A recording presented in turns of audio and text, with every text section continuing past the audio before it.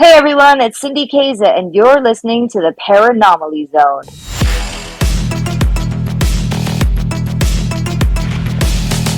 Look, I know the supernatural is something that isn't supposed to happen, but it does happen.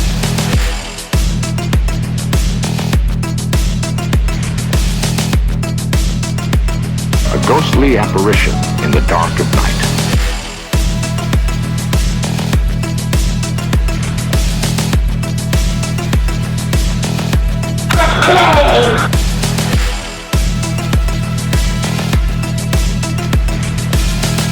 Human sacrifice, dogs and cats living together, mass hysteria.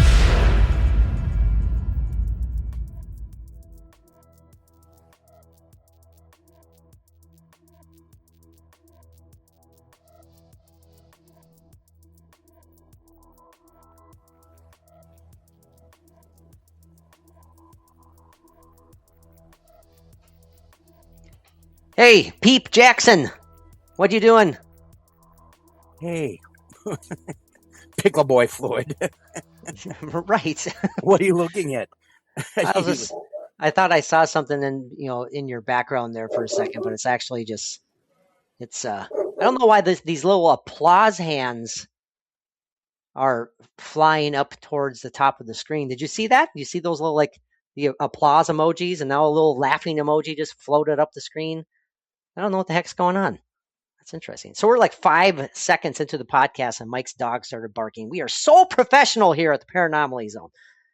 And Mike's been muted because he's viciously beating his dog right now. I'm viciously yelling at my dog.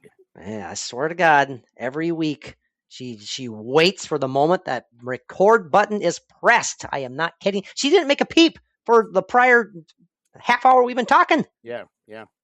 I know. So you got to put a muzzle on that thing when it's podcast. See, now a little celebration emoji floated up. Are you not seeing these things, or are you tripping me out? Are you tricking me here? I am not seeing them on mine at all. On my little square. There's a little heart emoji that just floated up. Now a thumbs up. Well, is this something from Riverside or what?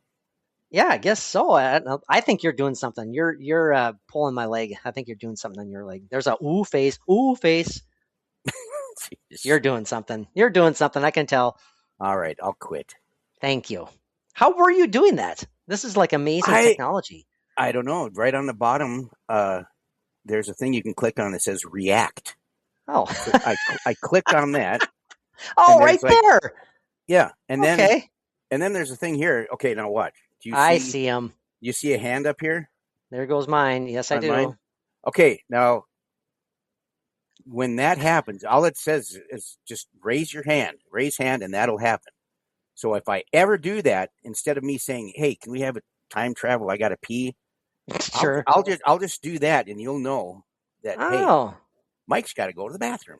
Interesting. This is enthralling audio for our listeners right now, so I apologize, but I was both confused and frightened. I didn't know what was going on there. I was slightly frightened. But it is good to see a Peep Jackson. No, I mean Mike Carbno. Pickle Boy Floyd, yes. Now you know where Pickle Boy Floyd comes from. You know what name that's a play on, don't you? Well, Pretty Boy Floyd. There you go, Pretty Boy Floyd. I have been a gangster, a 1930s, 20s, 30s gangster. I loved that ever since I was a little kid. Okay, I mean, perfect. When I was a really little kid, I used to love reading about it. Watch stuff on TV about it. On the TV. I loved it. On the TV. Yeah. This is little Mike when he's watching people being viciously slaughtered during mobster movies. Yeah, he just finds it absolutely just hilarious. Well, the history of stuff like that in America is going way back. It's fascinating. Mm-hmm. Okay, stop, computer Mike. I know. We know that you have no feelings and you don't care. So I don't care. Mike / Peep, why are we and several other, thousands of others, paranormal investigators, paranormal enthusiasts alike, why are we fascinated with haunted ghost towns? What is it about that vibe that just pulls us in? Well, all you need to be is a historical aficionado, and you can enjoy, you know, Oh, that's all you have to be? that's all you got to be. But if you want to take it further and dive deeper like we do, or that we would if we were in a similar situation of being in a ghost town. We would like to dive deeper, but Yeah. more often than not, we kind of just barely scrape the surface of these Yeah. ghostly tales and do our Right. best with them. And Well, and the only, the closest that you and I have ever been to a ghost town is one that was put together in Fargo, North Dakota, the Bonanzaville, which is still really cool. I mean, they're all Oh, for original sure. buildings. For Just sure. like a little town put together, all original buildings that have been brought in from all over North Dakota and to make this place. And we have been there and had some, we've talked about it, some very interesting things happen. Some intriguing potential paranormal activity for sure. And as it seems to happen more often than not when it comes to you and I, if you recall this, when we were first walking into that church, refresh my memory. Did we both not hear something from down in the basement? But of course, neither of the digitals picked anything up. No, but we heard stuff with our quote unquote naked ear. That was after we came back up from the basement. Came back up. That is correct. And yes. we were still by the entrance before we came from where the stairs were going downstairs. It opened up into like the foyer or whatever you want to call it before you actually go into the chapel part. Now we were just before that part where if we like 3 more steps and we would have been able to turn into the chapel or the church. Yes. That's when we heard. What was it? Like somebody mumbling or talking, or it was like a voice. It was like a voice that seemed to be coming from like down in the basement area, if I'm recalling correctly. No, actually, I heard it from inside the chapel. Now, I'm not saying you're wrong, but I'm saying what I heard. But we both. And you're probably right. We both heard something. Yeah. So that's. But I remember that's intriguing. I remember. But of course, no digital picked it up. Who knows? Who knows if we even had the digital recording at that time? Probably did, but. And the place is open to where anybody could have came in while we were down in the basement. But we checked right away, and there was nobody. Yes, we did. There. Nobody there. Yeah, the whole time we were in the church, we were the only ones in there, and it was pretty intriguing. But we also, Mike, went through and spent a good 4 or 5 hours investigating another legit ghost town, even though there were, I guess, I don't know. Oh, sure. 5 people living there, maybe. I don't know. Yeah. But with a ghost town with some fairly intense alleged paranormal tales. And of course, I'm talking about Tagus. We visited Tagus. Gosh. Tagus, North Dakota. How long ago was that now? Was that 3 years ago? Jeez. 2? 4? I don't know. Well, man. Oh, man. I don't know. I have a hard time. I don't remember either. with time, I don't know. But yeah, it was worth checking out. It was worth checking out, and it was definitely worth Mike. It was definitely worth hearing Mike make fun of the size of my tiny hands. But it fit in that gopher hole so damn. It fit in the gopher hole. I was bang. Your hand disappeared up to your elbow. No, no. Well, because Mike is just casually and carelessly playing with our little ghost balls. Our little cat balls. Yeah. Throwing them all over the place, and of course one gets swooped down inside a flipping gopher hole, and then, hey, never fear, Pat Tiny Hands is here. And I went and I retrieved it. It was all within that area where the church used to be, and that dipped in section where we figured maybe that would have been the stairwell going down to the basement that has been since labeled the gateway to hell. The gateway, was it the gateway or was it the portal, or was it both? The portal to hell, something. Yeah, I don't know, but so I was dropping cat balls around where that was, and that one just kind of flung a little far, and then all of a sudden it disappeared. But couldn't we still see a little bit of flashing light coming from that hole? I believe so. And all of a sudden, Patrick's little tiny baby hand disappeared. My little tiny baby hands came to the rescue. Hand comes up flashing with that ball. And just to be clear, these are like legit feline cat toys, right? Spherical. They had the little light glitter, or not glitter, the flickering lights in the middle. No, Mike wasn't just frivolously throwing around legit cat testicles or anything like that. I have heard other investigators or seen, on videos and reading other accounts they call them cat balls too. I know. It's just I don't know. So- Something about the word balls that just gets me. I don't know why. Yeah, and here I thought Maybe- I was being original and funny, but I was just being stupid Ooh. and old. Well, you know what? Those lighting, those lit up cat balls they've been active for us in various locations. So Well, look what they did for us at the Boyd house. That was Exactly. amazing. When you were upstairs and I was in the living room there, uh-huh. it's like that thing and I were having a conversation. It was Well, it not was only that, fantastic. but also when we were first down in the basement and the ball not only lit up, but it started moving on its own. on That that was sit on the seat of tricycle trike. chair. Yes. And that happened and none of us were near it. I walked by it, but I was still a few feet away from it where I could not have bumped it. No. And then all of a sudden we see it rolling around in that metal trike seat, That was awesome. tricycle seat, and just, flashing away.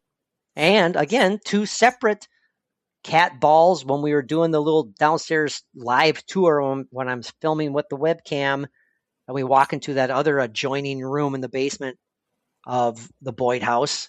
2 times, 2 separate cat balls lit up on their own, no movement whatsoever. When we're just in there talking casually and filming, all of a sudden, there they go, lit up. I mean, who knows? I could picture Patrick when his little tiny hands, his fingers going really fast underneath the cat, going on it. Where's the cat balls? Meow, meow. Yeah. No, you wouldn't do that.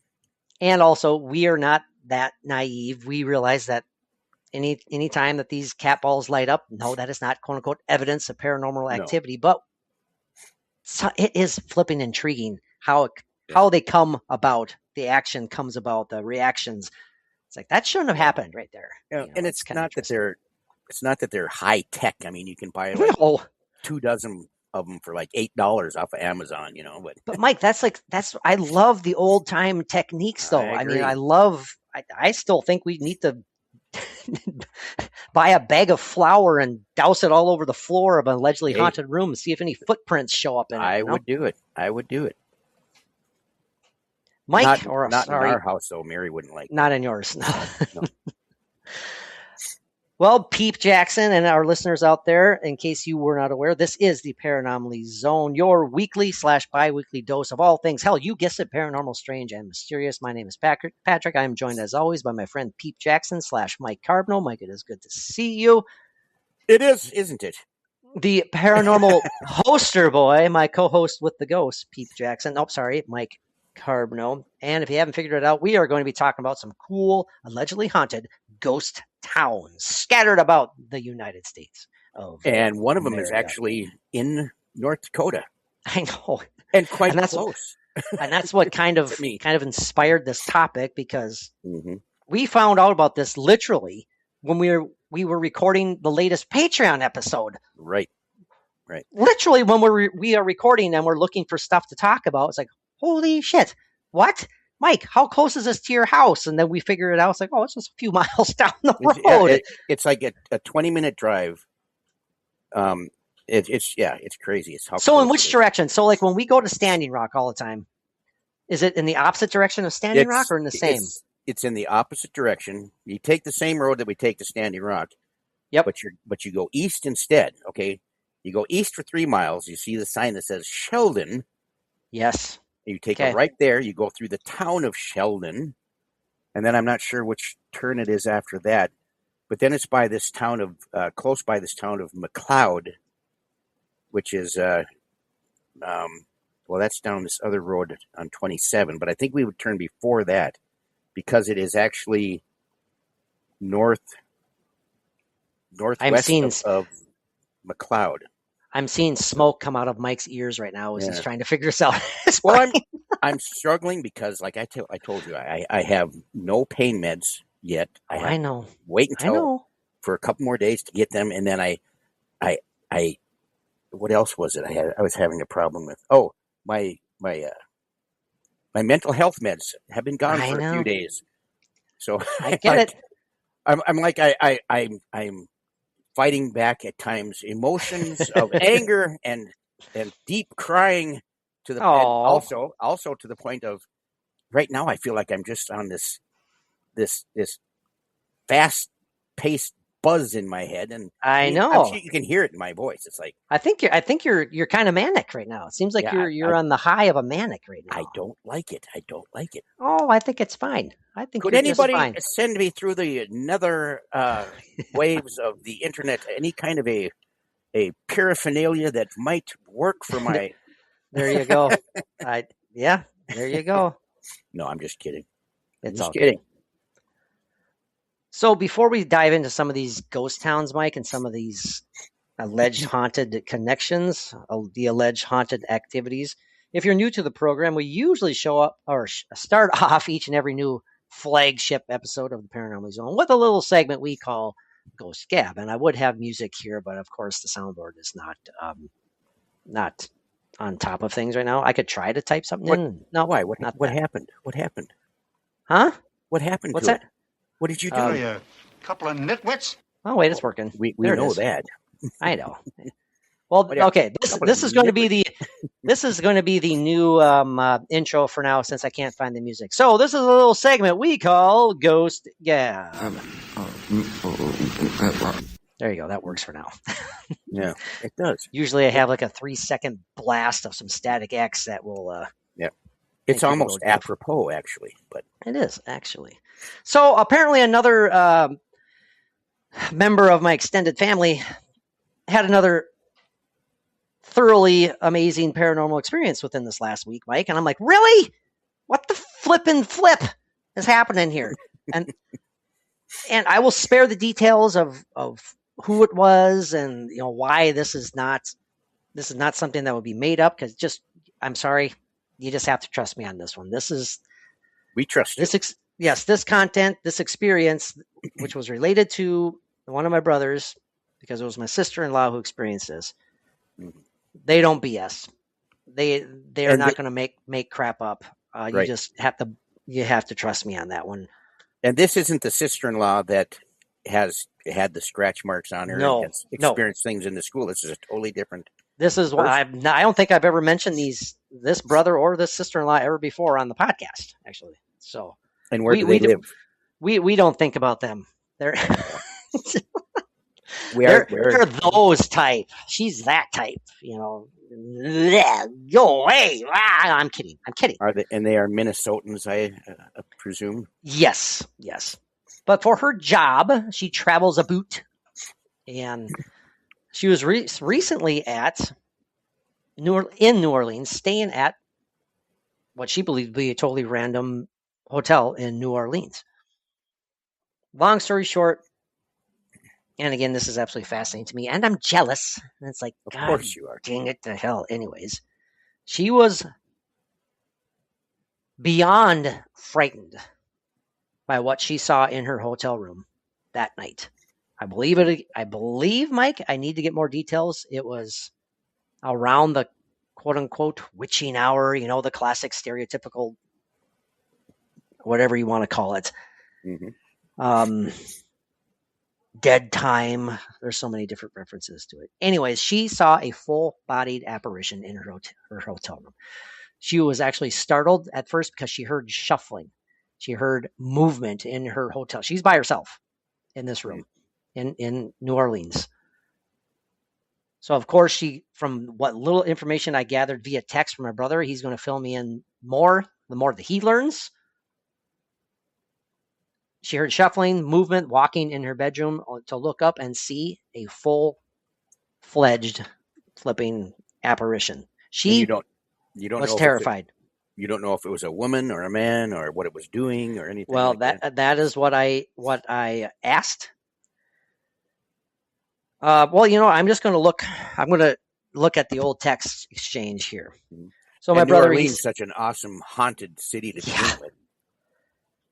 So my brother sent me this. He goes, "Thought you would find this interesting. Such and such, his wife, is in New Orleans for work, staying at Hotel Sainte Marie." That's what I wanted to know.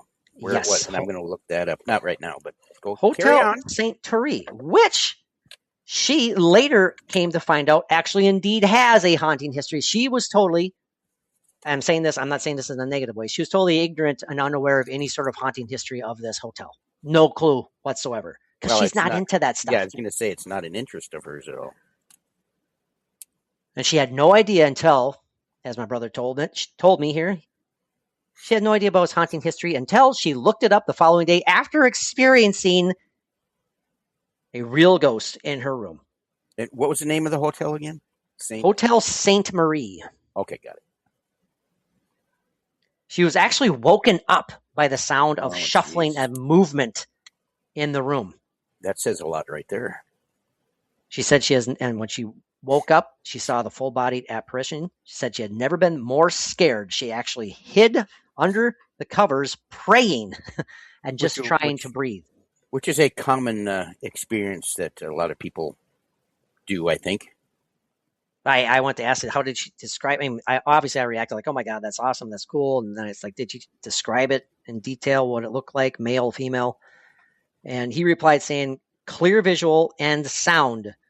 She was not asleep or dreaming, emphasizing not asleep or dreaming. It was nothing like she had experienced before. She described it as a total human figure that was transparent. He has not much more detail as a time because he needs to connect with her and talk because she was still at work and he was working too. But looking up some interesting nuggets on the internet about the hotel's history, and it just kind of fits. She said that she says that it was so real, she actually hunted down holy water the next day to make her feel better about what she had experienced. So that is crazy. Yeah. So, and that's not an uncommon reaction for certain people, especially those who are of, gosh, how can I say this and be delicate at the same time? There are those, I'm not saying she is, there are those who believe that all spirits, ghosts, what have you, are evil in nature. And I don't want to assume, but I'm thinking maybe that this might be the case here. Correct me if I'm wrong, if you're listening sometime in the future, my brother and sister-in-law, but I think seeing a ghost is indeed a terrifying, evil thing in perhaps her minds. Henceforth, the praying and the holy water and all of that. But to me, that also adds to the legitimacy of this, because she was so terrified. Yeah. And it was such an intense, overwhelming experience. So briefly looking into the Hotel St. Marie, it indeed has some haunted history to it as well. And now there's another tale that an extended family member can add to haunted Hotel St. Marie. Damn it. Yeah. Lucky bastard, you. I just looked it up. It's a very typical looking, something you'd see in New Orleans. New Orleans, yeah. Quite amazing. Well, I should also point out that when she did get woken up by the shuffling, the first thing she heard was pasty white ghosty. So that obviously threw her off. And heard Mary screaming. Did I ever tell you that happened again, but not quite as bad? Yes. Yeah, yeah, you mentioned that. Yeah. I still startled her. As Norwegian white as I am, I cannot go through the dark living room, dimly lit, with just my underwear on. It will scare Mary to death. It's an albino ghost. What the hell? I'll never pasty forget that. white ghosty. I'll never forget her scream. I'm not making fun of you, honey. It was just a wonderful experience. So, I just wanted to throw that out there again. Hey, God bless you, sister-in-law. My gosh, I'm envious. I'm jealous, and I hope this maybe opens up your mind to more paranormal options out there, more paranormal reality. Your potential time is coming. Paranormal Your time reality. is coming. Yeah, I sure hope so, man. I sure hope so. So, Mike, ghost towns. Yes. Did we answer? Did we answer that question I threw out there? Why are people fascinated? Paranormal enthusiasts fascinated with ghost towns. And I had responded with, just the history. But I mean, you hear a ghost town, even it doesn't even have to have that. Well, it has the word ghost on it. I mean, that right there, of course. Well, sure, brings up the whole thoughts and everything. But then, when you think of what a typical ghost town people would think of as a typical ghost town, that old history, that stuff that you just don't just doesn't happen nowadays. But you go to where that stuff actually happened, Yeah. and you hear about the stories that what people have experienced there, and you have a true ghost town that you can go investigate. I mean, that's such a huge it's kind of draw. like stepping back into time. Oh, absolutely, absolutely. If you allow yourself, you can absolutely kind of, I don't know, get into a form of meditation and just allow yourself to feel like you have, in fact, stepped back into time and you're there. And there used to be this vibe, this life, but now, and also I think that there's a sense of eerie abandonment for me. Yeah. Something about it's one thing to venture through a creepy abandoned house, but an entire town filled with abandoned original buildings and whatnot. I mean, it's just the atmosphere. It's a cool, creepy vibe. That's my opinion on that. It makes sense. Yeah. Obviously, historians are fascinated with it for various reasons. I mean, why are towns abandoned? I mean, that it's a reflection of what has happened in this country as far as the history goes, as to events. It's just a vibe. I don't want to go too deep on it. It's a cool, creepy vibe. I don't know if that's a very legit answer or not, but for me, that works. Well, it's definitely part of it. Yeah. For sure. Well, for sure. And that's just the factual basis. We're not even talking about the potential alleged paranormal connections to some of these ghost towns. Mm-hmm. Because as you say, they're referred to as ghost towns just because they're empty and they're abandoned. They're not legit. Right. They're not like haunted towns. No. But there are potentially ghost towns that are haunted, and that's what we're going to talk about tonight. Yeah. I don't know. I think I would love to think that any true ghost town where it has had the history and all this, there's got to be, every one of them has got to have some type of a paranormal activity, no matter how small it is.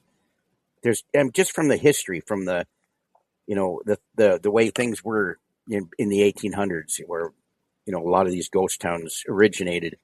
Yeah. Just the history alone would leave some kind of an imprint, I think. Oh, definitely, for sure. Yeah, and energy. Even if it's totally residual, to me that's still exciting. It adds a lot to a ghost town. I think so. Well, we have a few. We're both referencing a really cool article, and we're going to pick out some of the towns. I have my professional notes right here. Mike, you see this? I haven't done that for a while. I haven't done that. That's my professional notes right there, referencing some little notes we jotted down. That almost sounds like heavy stock paper. It is actually. Hey, good. It is. You are very correct on that one. Yeah. You are more than correct. You know what I like? A good heavy stock paper. When I did my pointillism and my dot artwork, that that they never turned out too bad, I think. Oh, your stuff is amazing. What the hell are you talking about? But a nice heavy stock watercolor paper that has the texture on it. Yeah. Oh, yes. I tell you, I love sketching, drawing, pen and ink, whatever on that textured paper. I love it. And you're going to do it again sometime. Well, I'm going to do something. I think I had mentioned that Mary and I do have plans for artwork that I can do. Absolutely. And we're planning on great things with it. So Mike is going to be the next. You ever seen the movie My Left Foot? That's Mike's next. That's Mike's next venture. Yeah. But the thing is about this, Mary and I are going to do this together, and it's going to be awesome. Go ahead. Mary and I are going to do this together, okay, with her talents that she has and the equipment that we plan on getting, and it's just going to be amazing. So I look forward to it. More to come later about that. Mike, we're going to talk about, first off, the ghost town, the alleged haunted town of Cahaba, Alabama. Cahaba? What? Cahaba, Alabama. Okay. And there's two different spellings. The old original spelling has a W in it, Cahawba. And now it's been updated to just Cahaba, no W. But it's still kind of pronounced like that. So Cahaba. Cahaba. I wonder how that came about. Interesting. It is located at 9518 Cahaba Road, Orville, Alabama, if you want to go check it out, boys and girls. And it is, in fact, Alabama's most famous ghost towns. Cahaba was once actually Alabama's first state capital. It was, however, unfortunately ravaged by floods, eventually abandoned after the Civil War, and it now features crumbling ruins, cemeteries, and a history of paranormal activity. And then you get the locusts and the frogs Yes. and the burning hail, and you just got to leave. And Julian Beck from Poltergeist 2. Come walking up the slowly sauntering up the sidewalk. God is in His his holy temple. When You're Craig, gonna die in there. when Craig T. Nelson was singing that as he was Yes. being taken over by Reverend Kane, I just Yes. He Emphasize was the the angel. The Anyways. angel. Anyway, carry on. Let's go. One of the alleged hauntings, Mike, that takes place that visitors and park staff have actually frequently reported encountering is that of Peg's ghost. It might be Pegu's ghost. It's Pegue. How do you think that you pronounce that one? Peg. Peg. I'm Well, thinking of I want to say like Pegway because Segway is pronounced that is spelled Yeah. that way. But the UE, I think, could also be silent depending on what Could part of be. the world you're in. We're just gonna call it P's ghost. Yes, okay. Described, Mike, as a luminous. Oh, wait, 1 second. Yeah. Okay, how about this? How do you spell and how do you pronounce the word Prague? Prague. Okay. Is it Prague? Prague. No, that's It's- a good one. Yeah, It's Prague. Prague. So maybe this is Peg. My first attempt may have been correct. Sorry, everybody. Let us Well, know how you truly pronounce it. I came up with that all on my own. That was Prague. pretty. That was impressive. Pat Well, yourself on the back for that one. I didn't want to keep you wondering on the pronunciation. Well, thank you. Anyway, go ahead. Peg's ghost described, Mike, as a luminous floating orb that appears in the former garden maze of Confederate Colonel C.C. Pegg's house. It is said, in fact, to have appeared shortly after the colonel was killed in action. So, sightings of this soldier killed in battle, alleged to have began immediately after his death. The On the timeline is battlefield. correct. Yeah, right. That works out. I saw that guy's ghost 10 days before he died. What the hell? Which is another paranormal discussion altogether because stuff like that has occurred, Absolutely. believe it or not. Absolutely. Some of the cemeteries in Peg, Mike, are also alleged to have paranormal activity.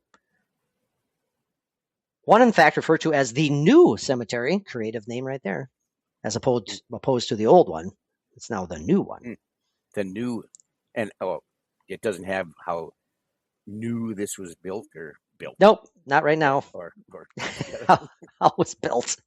well, the old one was put together in about 1790, but the new one that was about mid 1800s. So that's the new one. 1800s? All righty. Makes sense. Known as the new cemetery, Mike, is in fact known as the most haunted area in the park.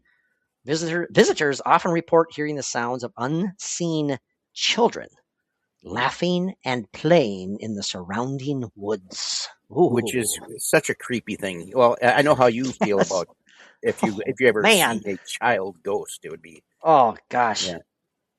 one of your For me, not 'cause- favorite things. No, because there's just a feeling of like just an innate sadness attached to that too. It's like this child should not be in ghostly form right now. It should have lived a life, a longer Exactly. life. Yeah. Some of the EVPs that I've heard of children are Oh. just heartbreaking. I'm kind of glad we didn't hear any of the alleged baby crying EVPs from the McIntyre when we were there. Yeah, down in the basement. Yeah. Oh boy, Although I did hear that flippin' muffled voice in the floor above us. Yeah. In the morning. I was sleeping at that time, right? Yes, you were. Yeah. But then when Yep. you were in the bathroom the night before, You that's heard. when I heard coughing out in the adjoining room from where we were at.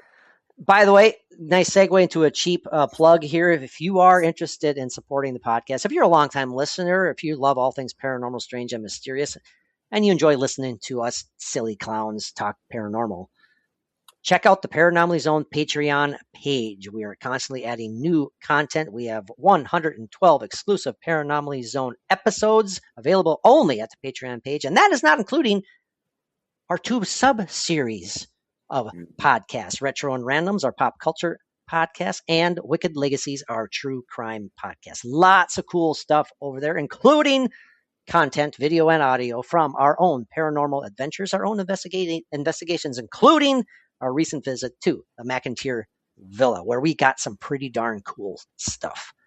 Mm-hmm. It is available. Lots of free content over there. Lots of free content. And Absolutely. If you are so inclined, you can sign up for as little as $1 a month. No obligations. You don't like it, you can leave. You can go away. And we'll appreciate you just as much. Absolutely. Thank you for giving it a shot. Did you want to give a heads up on next weekend's episode, or did you want to let that lay for now, or did you want to bring that up later, or what? I want to let it breathe. I want to let it breathe for now until it is absolutely certifiably confirmed, or whatever you want to say. Yes, which it almost is. It basically is, but you never know. Down to which day? Yes, of next week, possibly. So again, if you are so inclined, we'd love to see you over at the Paranormal Zone Patreon page. Mike also reported paranormal activity in the town of Cahaba. Reports of a ghostly ball. What is it with these balls? Ghostly balls. Flashing and yes. Seeking refuge in gopher holes. Meowing. During nighttime tours, Mike, paranormal investigators have documented objects like balls and stuffed animals mysteriously rolling across the floors of former slave dwellings and abandoned structures. In case you're wondering, the site is in fact managed by the Alabama Historical Commission, which offers guided haunted history tours featuring paranormal investigations typically held around the fall and Halloween season. Kind of interesting stuff there. I want to go back to the original article here, see what else they have to say about Cahaba, if anything. Apologize if I'm brutalizing the name, but some of these pictures, Mike, look fantastic. These old abandoned buildings. Oh, man. I'm sure this is such great radio, but you can see those are some of the buildings right there. I'm showing my buddy Mike here, Pete Jackson. It's like a huge colonial mansion. Abandoned. Look at the deck up on top there. That's just awesome. Yeah. Like the upper veranda and the front of the house. Yes. Huge colonial pillars. Definitely a plantation type building. A plantation vibe building for sure. Yeah. But in case you were wondering, it is part of a historic park, the old Cahaba Archaeological Park, in fact. And the odd crumbling brick structure here and there definitely adds vibes of ghostly activity, including that ghostly orb. Now, this floating ball that we mentioned, Mike, that drifts down by the old cemetery or over by the ruins of the slave quarters, it is said that it is perhaps the soul of a lost Confederate soldier, or perhaps the spirit of a Union prisoner of war who died there when Cahaba was used as a prison camp during the Civil War. Jeez, just think of spending a night there without that history. I'd be jumping all over it. I really would. Well, I know you would too.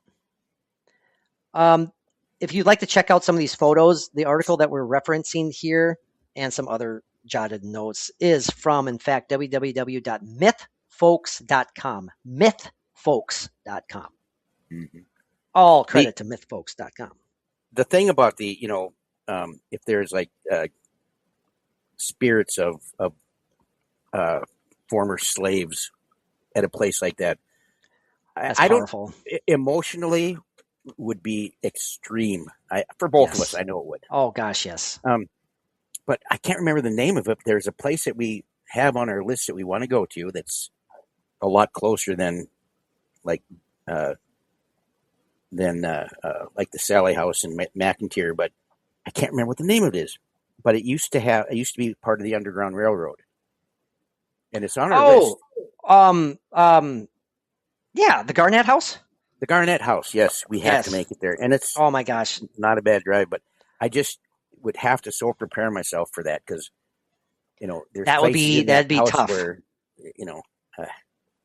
but that was one of the workers after he had murdered the old woman. He went up and stayed.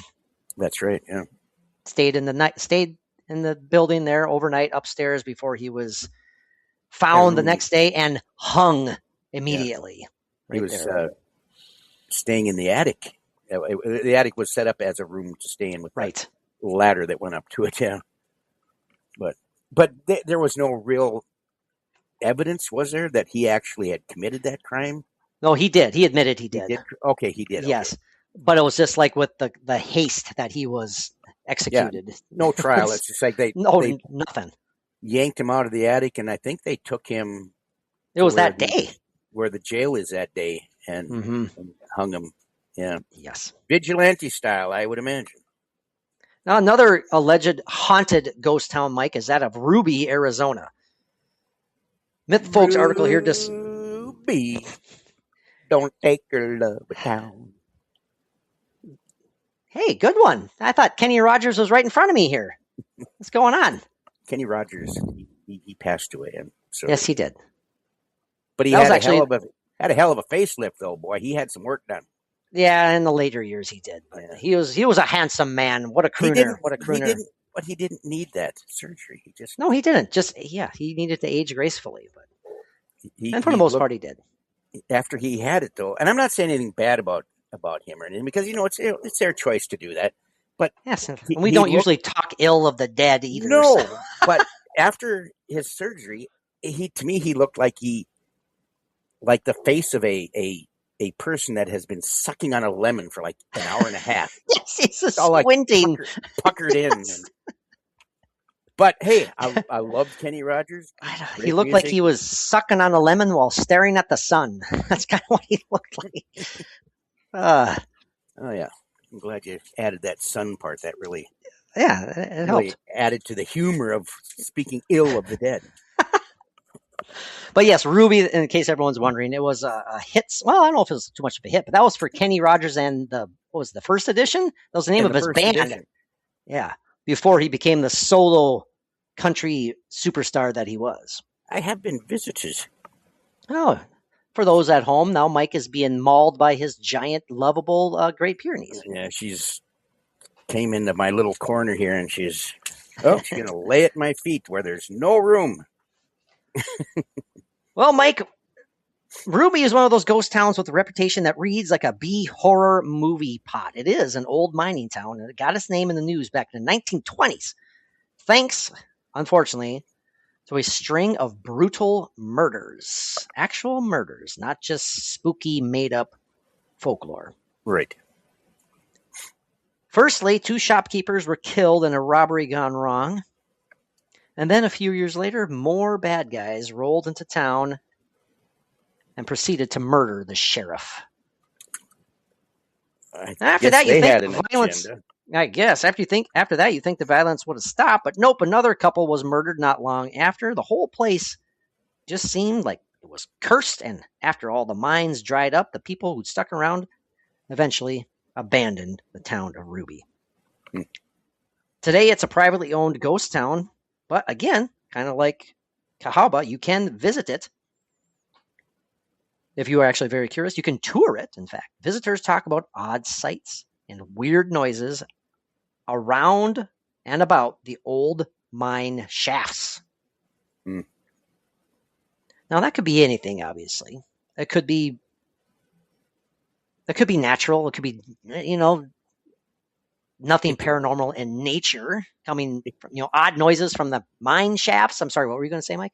It could be loose dirt falling off the shaft walls. It could be loose dirt.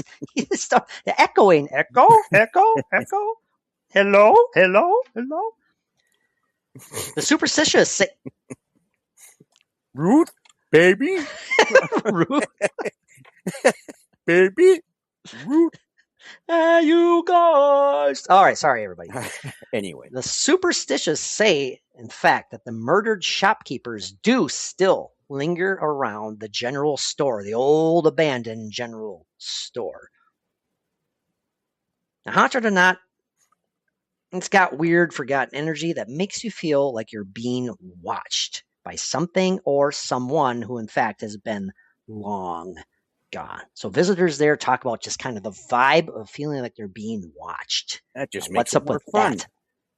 Now, is that something, Mike, you think that's kind of a preconceived, is that something that's instilled into visitors beforehand because they're already kind of creeped out, they're excited, and then they get there, it's like, I swear we're being watched, I swear we're being watched, or is there something legit there? I think that's part of it. I mean, it could certainly get your mind going and maybe a little more in tune to picking up on something, or it could open up your imagination more as well. But there is legitimate feelings like that. I mean, you feel like you're being watched. It's like you in your mind, you're being watched, and there's nobody there. Chances are there's something there that knows that you're there and is watching you. Now, in fact, during, Mike, the fall and Halloween season, you can go on tours, which is kind of interesting. What is up with all these, like,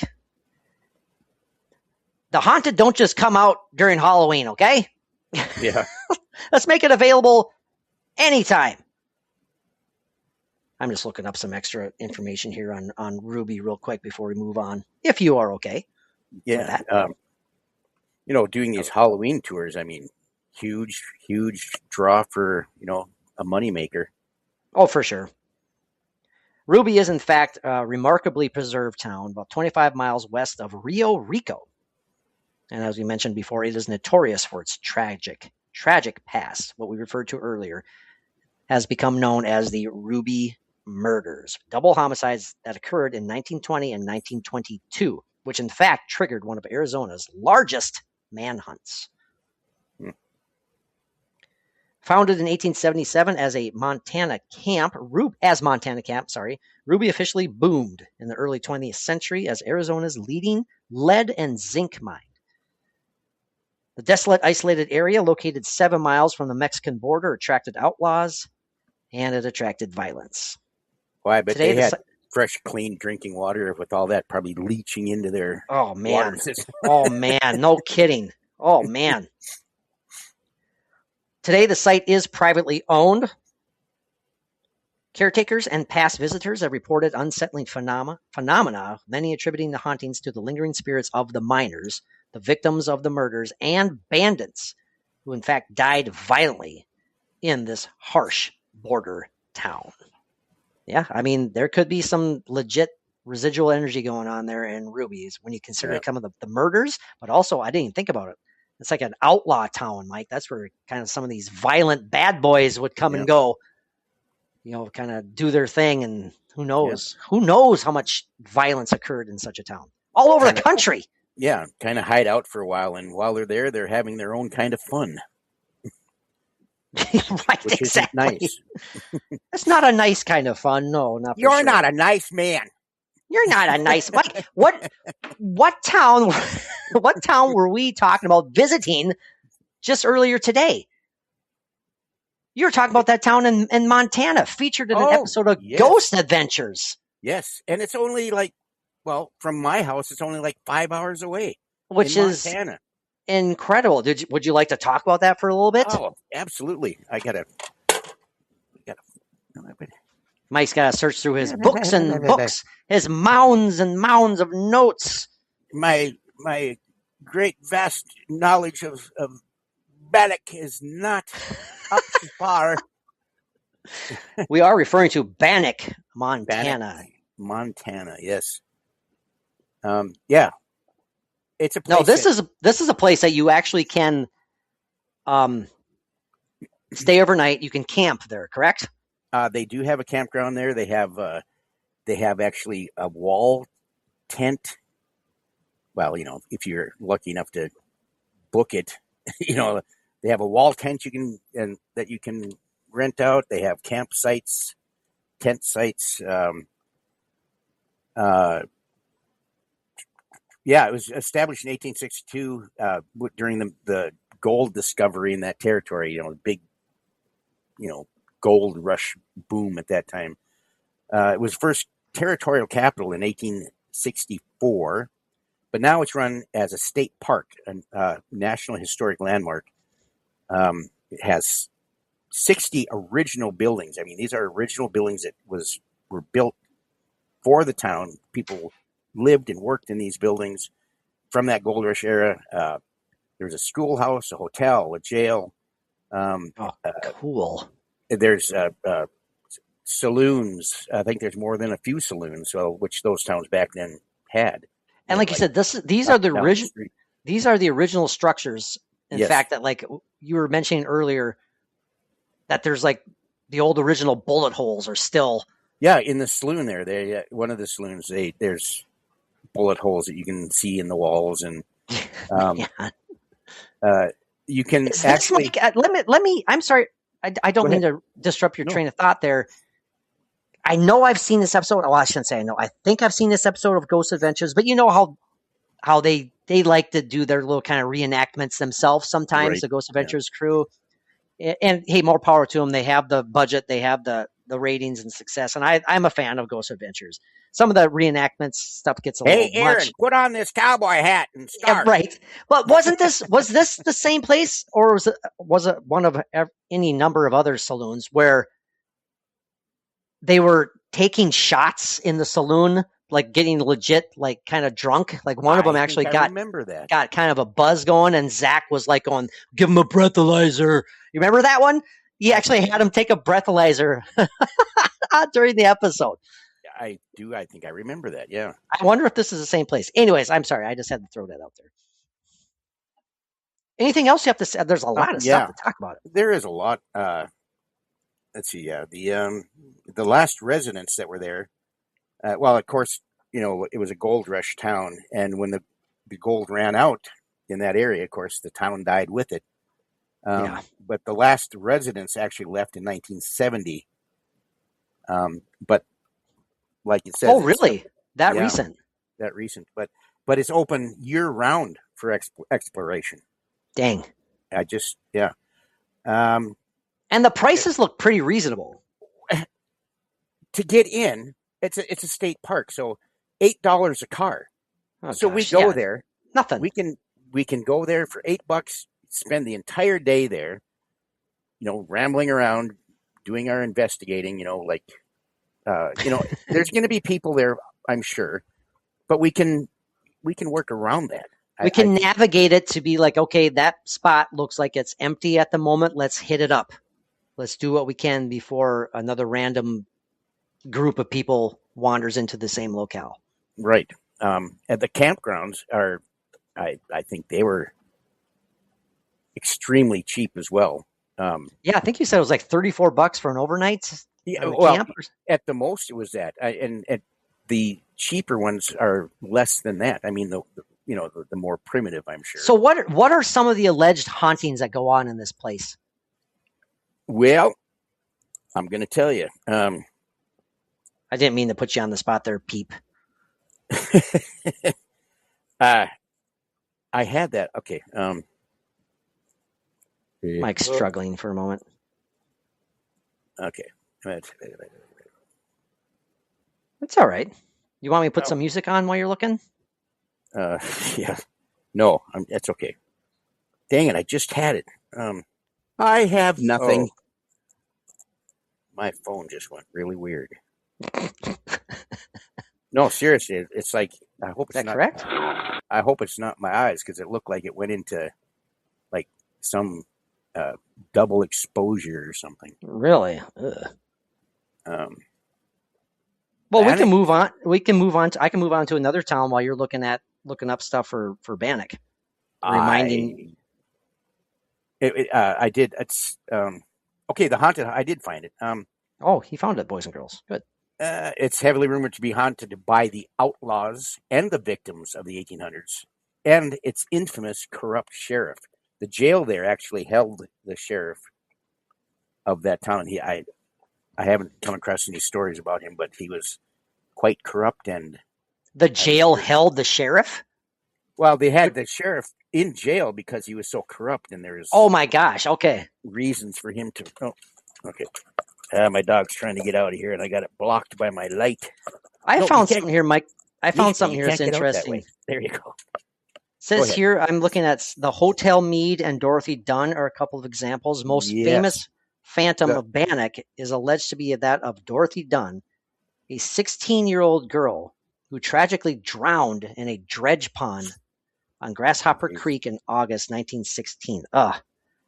Crazy. Now, shortly after her death, her best friend, whose parents managed the Mead Hotel, reported seeing Dorothy's apparition wandering the upstairs floors wearing a long blue dress. And today, visitors still report seeing what they call the Blue Lady in the windows.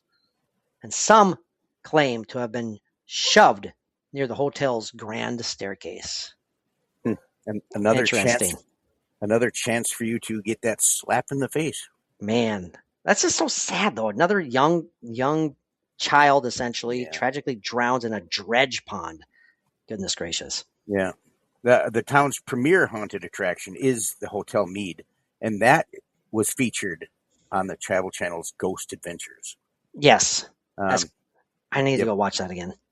I need to watch it, too. Visitors frequently report unexplainable cold spots, disembodied voices, and shadowy apparitions looking out the windows, while the Lady in Blue is the Lady in Blue. There are also accounts of entities attempting to push people down its grand staircase. You had said that. That's okay. That's good. It's worthy of repeating. Yes, the Crying Baby House. Now, I had read a little bit about crying baby stuff that goes on in this town. What is up with crying babies? And gosh, yeah, there's a residential building in town reportedly plagued by the persistent ghostly sound of a crying baby. I'd also, in comments that I had read from people that were talking about the town, in the church, there's also they're supposedly here to hear a crying baby. And this one person said that I think it was one of her relatives got married in the church there, just like, you can at Bonanzaville, you can get married at that historic church. Yeah. And they said they could hear a baby crying then, but there was no baby in the church. What? So that's quite interesting. No thanks. The Bassett House, originally utilized as a medical quarantine during a major disease outbreak. Now that has got to have some. That has to have residual to it, for sure.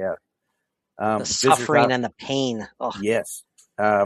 Visitors often report feeling uneasy here due to the sheer volume of deaths that occurred during the 1800s. Ugh. How many people died there? Like just an oppressive vibe, like you're being watched, right? Or like just yes, exactly. I mean, how many people there died, and if you're sensitive in any ways, you're going to feel that, especially if they died slow, lingering, painful deaths. Just, that ill. You'll feel that weight, like the moment you walk in there. Maybe you'll smell a sickness. Hey, I don't need to smell things, okay? You might find a spectral vomit in a non-existent bucket next to a spectral vomit. Wow, that's the new name for the podcast right there. We're no longer Paranormal Zone. We're spectral vomitous. Well, that would kind of fit, though. I mean, that kind of describes our episodes. Don't give me an idea. Because I would probably do that. You change the name again. You got to do it different than the last time. Damn it! I'm not going to change it ever again. We lose 3/4 of our listeners again. I quit. I'm so sorry. No, I'm just kidding. I'm so sorry. Well, it would be fun building it back up again, wouldn't it? So, Mike, I read here a section that's referred to as the Gallows and the Innocent Gang, and it said here, as you mentioned before, Bannock was notoriously terrorized by its own elected sheriff, one Henry Plummer. Yes. Who led a secret outlaw gang known as the Innocents. Oh, how ironic is that? Yeah, he was elected in the 1860s, so that's how far back that goes, like Newtown. Now, vigilantes did, in fact, take justice into their own hands, and Plummer and several of his gang members were hung in the town. Visitors and paranormal investigators have reported hearing disembodied voices, phantom footsteps, and the sounds of squeaking ropes near the execution site and on the wooden boardwalks. Man. Ooh. Like the squeaky sound of like the rope. I can just hear as a body is hanging from it. You know, it's just going. Oh yeah. It's creepy. Yeah, sounds like I think they have that sound effect on like the good, the bad, and the ugly or something like. Oh yeah, for sure. You know? But you know, the Innocents, they were actually the gang. They were responsible for over 100 murders and countless stagecoach robberies. I mean, just that gang alone. I mean, geez. Boy, what a great bunch of guys. The vigilantes, it says here, yeah, they hanged Plummer and his deputies without trial in 1863. So that's very early because the town was established in 1862. Dang. So that happened pretty quick. I mean, so right from the beginning, this town is like paranormal fodder. Yes, for sure. But today, that's another name for a podcast right there. Paranormal fodder. Boy, I'm coming up with all kinds of stuff. Yeah. Go without my vomit and paranormal fodder. Oh, yeah. All my stuff coming up in my head. Today, though, many claim to see the apparition of the former sheriff wandering the deserted streets and lingering near the town gallows. Can you imagine the EVP sessions and the spirit box sessions that we could have in that very spot? Oh, man. Oh my gosh. As long as you can eliminate as long as we could potentially possibly eliminate the outdoor interference. Right. You know, that's always there, potentially there. Exactly. But it's an open enough place to where we would be able to hear audibly ourselves. There's people that are like 4 houses down or 4 buildings down. Good point. Discount that. We're in this small area. If we get an EVP that's like right there where we're standing, that's evidence to me. Well, again, not to keep tooting our own horn about like our McIntyre adventure, but it was so great. The EVPs, the audio anomalies that we picked up. Again, a lot of them are available on the Patreon page. Mm-hmm. They're so intriguing and legit because they're picked up, in some cases, on multiple recorders, different recorders, webcam audio, digital recorder, what have you. And we didn't hear a damn thing. This is stuff that we should have heard. Oh, absolutely. By how clearly it turned up on the audio. Well, especially up in the attic when you bumped into something or almost tripped or something. I think that was in the attic, wasn't it? Yes, it was. We didn't hear anything after that except you stumbling, fumbling, and mumbling. Mumbling, stumbling, yes. But then on the playback, you hear careful, like careful, concerned about you hurting yourself. Or they were pissed off that I was touching their things. Like, careful, you idiot. Yeah, I don't know. Yeah. I don't know the vibe yet. Don't knock that over. But not only that, you pay for it.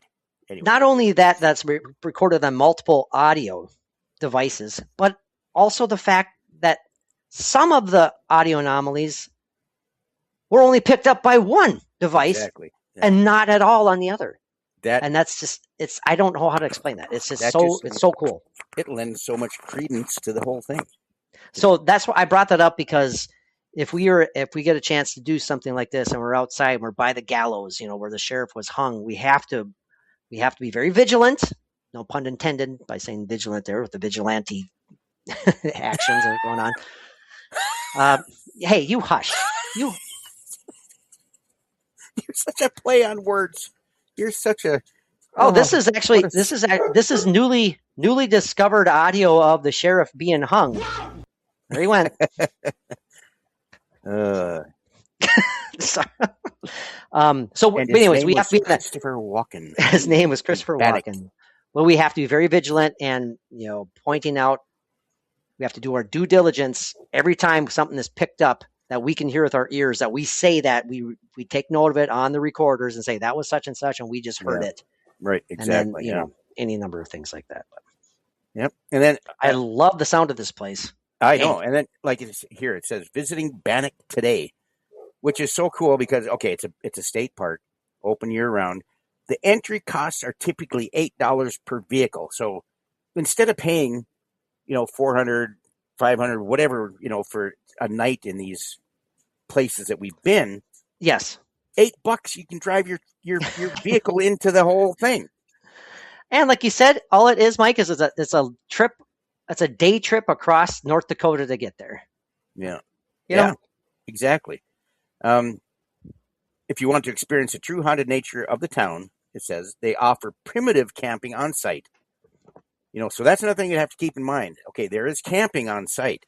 Yeah. But you have to think of that as potential, dirtying the, muddying the waters of the and tainting. Yeah, that's where tainting the evidence. Yeah. So as long as you keep that in mind, But what an unbelievable site, regardless. The original buildings, 60 or so. Yeah. Original constructions, original buildings still there. Yeah, it's about, we got to do it, Mike. And it's easy enough to do it. It's easy. Yeah. Yeah. And, if you drive, hey, I'm on the way. Exactly. I'm not going to just drive right past and say, oh, I forgot somebody. No. Yeah, you go through those places by yourself. See how much fun you have. Yeah. Go without me. No. Mike, we're just running a little long on time here, so I'm going to wrap it up with one more ghost town, okay? Ready. We're talking about the allegedly haunted ghost town of St. Elmo, Colorado. And it's not the fire one either. No, it's not St. Elmo's fire. Yeah. It's not a big red fluffy Muppet either. Whatever the hell he's called. There's no Ali Sheedy there or who else was in that? Emilio Estevez or something? Oh, all the Brat Pack was in that Brat classic. Pack, yeah. Andrew McCarthy, Judd Nelson, all those guys. Have you ever seen The Breakfast Club? That was an enjoyable. Oh my God! Have I ever seen The Breakfast Club? That's one of the movies I can memorize. Basically, I watched it so much back in the day. Well, maybe we should do a pop culture episode on that. No. Hey, why not? When is the last time we've done a pop culture episode? I don't even remember. It's been a long time. Well, my brother and I have managed to put a few out, but we haven't got one.